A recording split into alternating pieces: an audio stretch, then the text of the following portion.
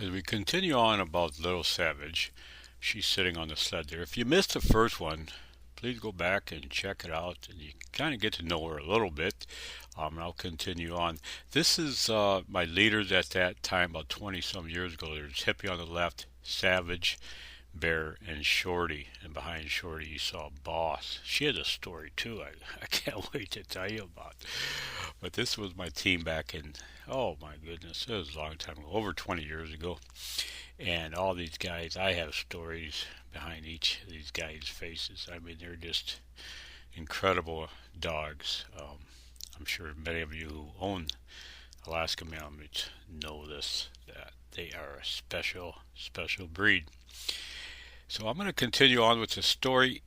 This happened many years ago, and I was traveling across the Brooks Range, and I come to a valley. It was going north and south, and a steep valley, deep snow, and had lots of willow brush. So, which is perfect for a camping spot. I'm always looking for deep snow and lots of willow brush.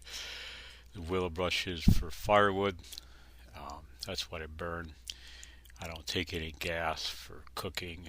I just use willow brush to put my wood stove inside my tent. And this is what I use to dry my clothes, heat the tent, and cook the food.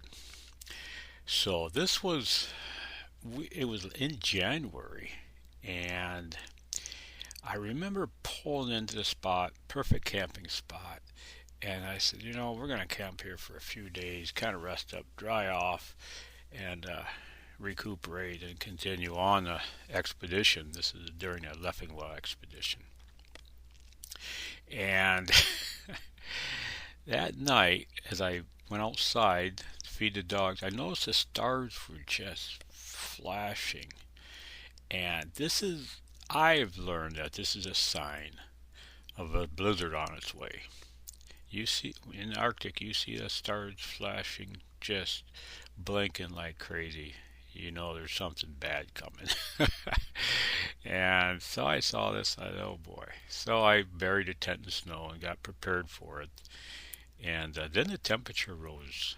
I mean, it went up to 34 above zero, which is unreal. And so I thought, well, we're tucked in, we're buried. The blizzard's not going to hurt us. And plus it's warm out. In the middle of the night, I kept on hearing things like scampering, I heard mice. And then I woke up, and there was a mouse in my hair. I said, oh my gosh, there's mice. And I looked with the flashlight, and there were mice everywhere. I mean, they call them lemmings. There were lemmings, mice, whatever you want to call them, but they were everywhere. And I had Little Savage in the tent with me, and she was running around, chasing around. And I just couldn't get any sleep with all this commotion, all these mice coming out of the woodworks. And I said, okay, we're getting out of here in the morning. I know there's a blizzard coming, but I think I can beat it.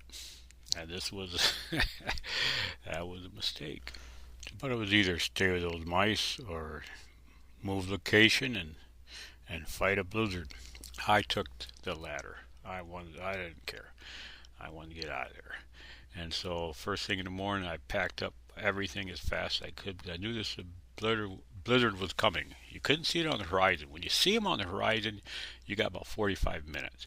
So I figured I had a few hours to get out of that valley and try to hit another valley that was going north and south.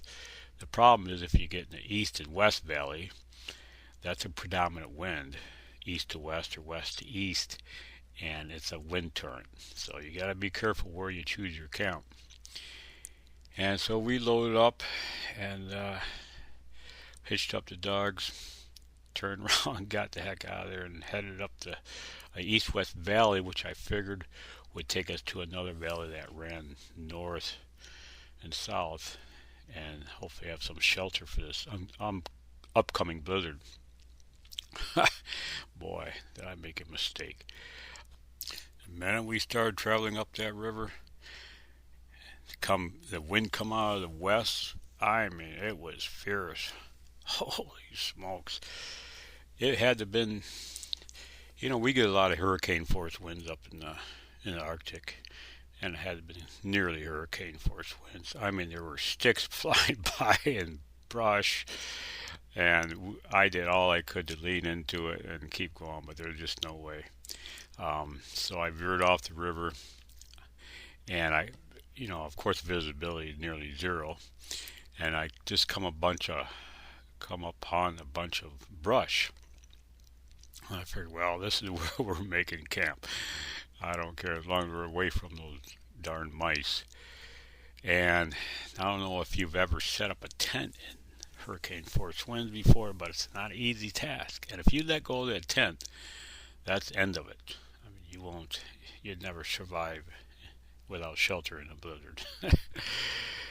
And so but I do have a strategy I use for setting up a tent in high winds. I've placed dog food bags around the edges of my tent poles.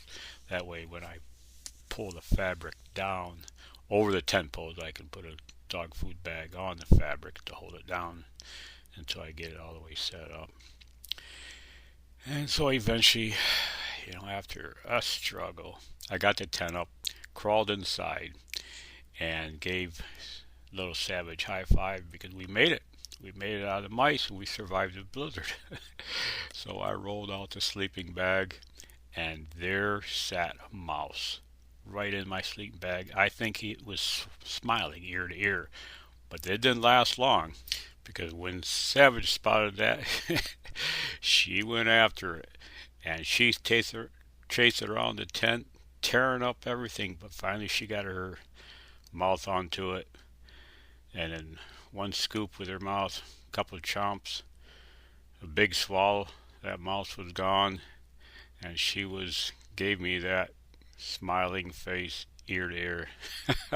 It was a sight to see. Thanks for listening. God bless.